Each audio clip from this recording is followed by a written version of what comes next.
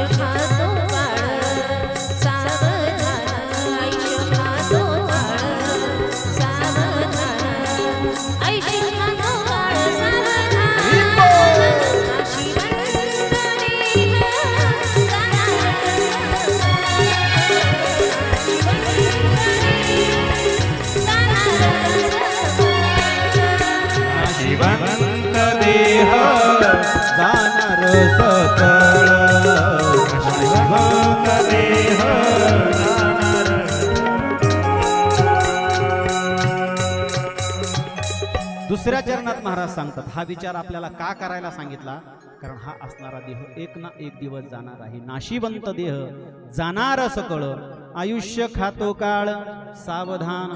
तो असणारा काळ आपलं असणारं आयुष्य खात आहे। म्हणजे काळ रूपी सर्प या असणारा जीवाचं भक्ष्य करण्यासाठी टपलेला आहे। तो कधी जडब घालेल, कधी आपलं जीवन संपेल सांगता येत नाही। ज्याप्रमाणे एखादा पोपट पिंजऱ्यामध्ये राहतो, पिंजऱ्याचा दरवाजा उघडला तो पोपट कधी कुठं कसा उडून जाईल सांगता येईल का? उड जाएगा एक दिन पंछी रहेगा पिंजरा खाली, उड जाएगा एक दिन पंछी रहेगा पिंजरा खाली।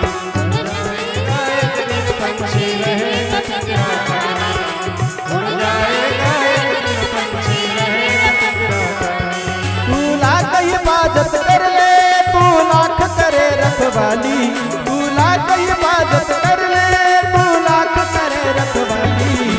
उड़ जाएगा एक दिन पंछी रहेगा पिंजरा खाली, पिंजरा खाली, पिंजरा खाली, पिंजरा खाली, पिंजरा खाली। उड़ जाएगा एक दिन पंछी रहेगा पिंजरा खाली। तसं या पिंजरा रूपी शरीरामधून आत्मारूपी पोपट कधी निघून जाईल उडून जाईल सांगता येत नाही। म्हणून प्राप्त असणाऱ्या जीवनामध्ये उद्धार करण्याचा विचार महाराज करायला सांगतात। आणि उद्धार करण्याचा विचार करणं म्हणजेच त्या दृष्टीनं प्रयत्न म्हणजेच आपलं असणारं चांगलं कर्म। हे असणारं कर्म आपल्याला चांगलं कर्म करायला सांगितलं। कारण दिलेला देह आपल्याला रेंटवरती दिलेला आहे। रेंटवरती आपल्या भाषेत सांगू भाड्यानं दिलेला आहे, भाड्यानं। जसं एखादा खेड्यातला व्यक्ती मुला मुलींचं शिक्षण करायचं म्हणून सिटीमध्ये येऊन राहतो, एखादा बंगला असेल, रूम असेल, घर असेल भाडे तत्वावरती घेतो, तसं हे असणारं शरीर भगवंतांना आपल्याला भाडे तत्वावरती दिलेलं आहे, रेंट वरती दिलेलं आहे। जिंदगी जिंदगी एक किराए का घर है, एक ना एक दिन बदलना पड़ेगा। मौत जब तुझको आवाज देगी, मौत जब तुझको आवाज देगी, घर से बाहर निकलना पड़ेगा, घर से बाहर निकलना पड़ेगा, घर से बाहर निकलना पड़ेगा, घर से बाहर निकलना पड़ेगा।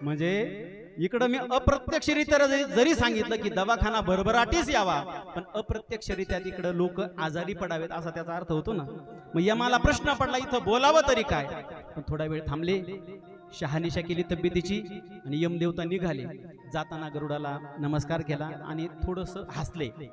हसल्यानंतर गरुडाच्या लक्षात आलं, ज्या अर्थी यमदेवता अशा पद्धतीने हसले त्या अर्थी आपल्या आईच्या घटिका भरल्या, आईचा मृत्यू जवळ आला. मग गरुडाला वाटलं आपण यमाच्या तावडीतून आपल्या आईला वाचवू शकतो, कारण गरुडाकडे शक्ती होती ना. गरुडानं त्या क्षणाला विचार केला, आपल्या आईला आपल्या काखेत घेतले. ज्या ठिकाणी गरुडाची आई होती तिथून आईला घेऊन जी भरारी मारली तर 500 ते 700 किलोमीटर दूरवरती एका जंगलामध्ये एका मोठ्या झाडाच्या ढोलीमध्ये आपल्या असणाऱ्या आईला नेऊन ठेवलं. आईला तिथं पोचवलं. परत भरारी घेऊन गरुड लगेच यमलोकात, यमदेवाला नमस्कार केला. म्हणजे गरुडा आत्ताच आपली भेट झाली, परत कशाला आला? म्हणे त्याचं कारण असं आहे, तुम्ही आमच्या घरी आले होते. म्हणे हो आलो होतो. जाताना तुम्ही मला नमस्कार केला, मला भेटून गेले, पण जाताना तुम्ही हसलेत. ते हसले का बरं, मला त्याचं उत्तर पाहिजे. म्हणजे गरुडा जाऊ दे ना, कशाला विचारतो, दे सोडून. असतात काही गोष्टी. नाही नाही नाही नाही, माणसाच्या हसण्याचे अनेक प्रकार आहेत बरं का. माणूस कसा हसतो ना त्याच्यानुसार त्याचा अर्थ निघतो. गरुड म्हणतो नाही, तुमचं हसणं काहीतरी वेगळंच होतं, तुमच्या हसण्याचं कारण काय मला तेवढं सांगा. नाही हो नाही हो करता करता यमदेवानं सांगितलं, गरुडा मी जेव्हा तुझ्या घरी आलो त्यावेळेस मी जाणलं तुझ्या असणाऱ्या आईचा मृत्यू. तुझ्या असणाऱ्या आईचा मृत्यू त्या ठिकाणापासून दूरवरती 500 ते 700 किलोमीटर जंगलामध्ये एका झाडाच्या ढोलीमध्ये सर्प चावून तिचा मृत्यू होणार आहे असं त्याचं भाकीत आहे. मी विचार हा करत होतो, 500 ते 700 किलोमीटरचं अंतर 1 तासामध्ये ही तिथं पोहोचणार कशी? कुणी विचार केला? हा यमदेवानं. त्याच्यामुळं मी हसलो. मग गरुडानं डोक्याला हात लावला, बापरे ते नियोजन तर मीच करून दिलं. म्हणजे माझ्या आईच्या मृत्यूला कारणीभूत कोण ठरलो? मीच ठरलो. हे गरुडाच्या लक्षात आलं. यमदेवता म्हटले, गरुडा अजिबात मन त्या ठिकाणी नाराज करू नको. या सगळ्या असणाऱ्या गोष्टी विधिलिखित आहे. माणसाच्या मृत्यूला जगामध्ये कुठल्याही प्रकारचा पर्याय नाही. तू काय किंवा तू ज्यांचं वाहन आहेत ते जगाचे मालक ते काय, प्रत्येकानं मृत्यू लोकामध्ये जर अवतार कार्य संपादन केलं तर एक ना एक दिवस तो असणारा अवतार संपवावाच लागतो. भगवंत असेल किंवा भगवंतानं संतांच्या रूपानं अवतार घेतले असतील तरी सुद्धा त्यांना इहलोकाची यात्रा संपवावीच लागतात. मोठे मोठे महात्मे संत जे असे जन्माला आले की इच्छा मरणी होते, स्वतः ठरवलं तरच मरणार, अन्यथा मृत्यू त्यांना येणार नाही, अशा विभूती सुद्धा निघून गेल्या. गेले दिगंबर ईश्वर विभूती, राहिल्या त्या कीर्ती. जगा माझी पाठीमाग फक्त त्यांची असणारी कीर्ती राहिली. इथे नाही उरो, आले अवतार, आले अवतार, एरते पामर, जीव गीती, एरते पामर, जीव गीती. नाही उरो, आले अवतार, आले अवतार, फिरते पामर, जीव गीती, फिरते पामर, जीव गीती.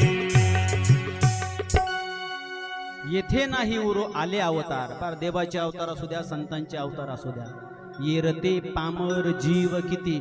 जेवढे आले तेवढे सगळ्यांना जावं लागलेलं आहे.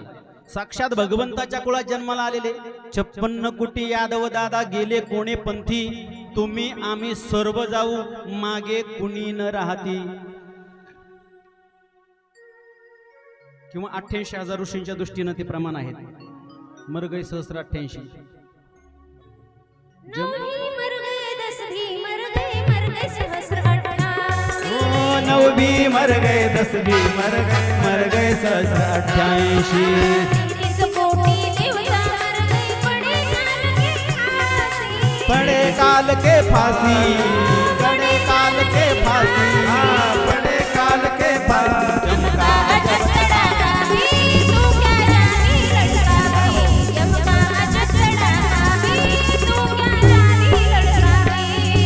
अजब तड़ाका बे तू क्या जाने लड़का, चमका जब तड़ाका बे लड़का तू क्या जाने.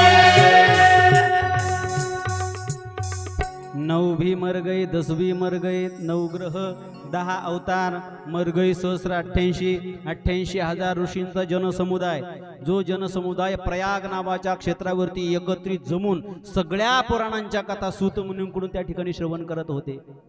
आता पाठीमागे प्रयागला कुंभ झाला ना, काय तुफान जबरदस्त तयारी आणि वातावरण होतं. आता आपल्या नाशिकला आहे, तिथल्या कुंभाच्या दृष्टीने ते गाणं होतं बघा.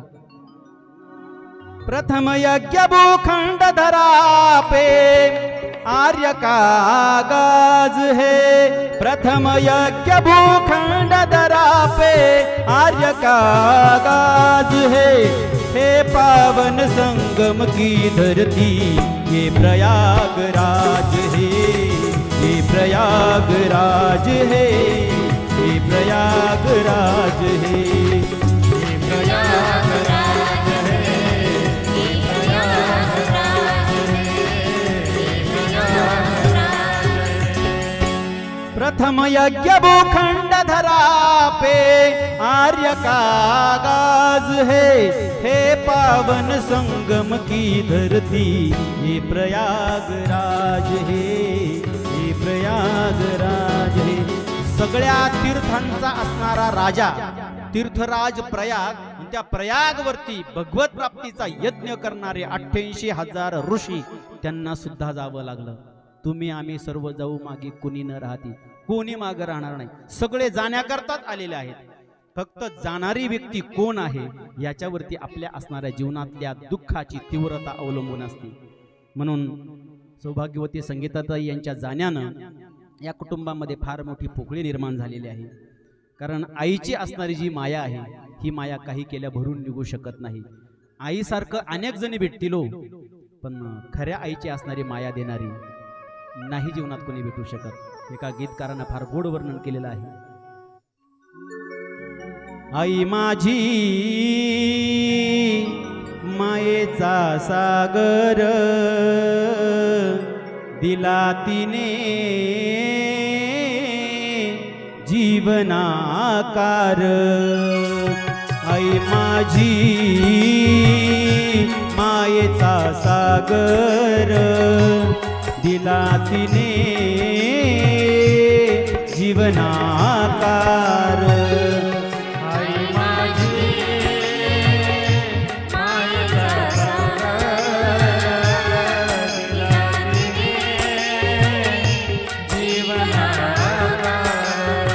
आईसारखं दैवत संपूर्ण जगामध्ये शोधूनही सापडणार नाही. आईच्या सापेक्ष अनेक आपल्याला प्रेम करणाऱ्या माता भगिनी भेटतील, पण आईसारखं प्रेम आपल्याला भेटू शकत नाही, वडिलांसारखं प्रेम आपल्याला भेटू शकत नाही. कारण ती असणारी आई आपल्या मुलांच्या कल्याणासाठी, संगोपनासाठी काय काय यातना सहन करत असते. हो तडपत्या उन्हात रगरगत्या रानात राहिली समाजासाठी तू कष्टाच्या घामात, कधी मिळेल मुठभर घास, कधी घडेल वास, तुझ्या मातीतून चालताना उडलेली वाट्याची फास, आई माझी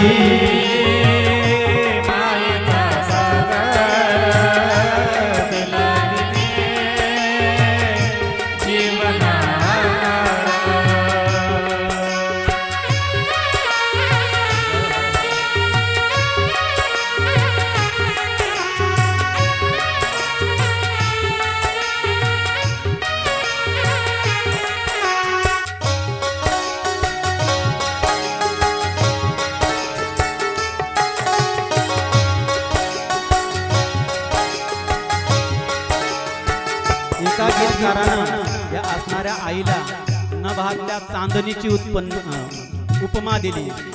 हो नभीची चांदणी तू ग चंद्राची कोर, शीतल तुझी छाया मला हवी जीवनभर, तुझ्या शीतल छायेमध्ये उभं आयुष्य जगेना, आई देवा पाशी आई तुला आई माझी मायेचा सागर दिला तिने जीवनाकार,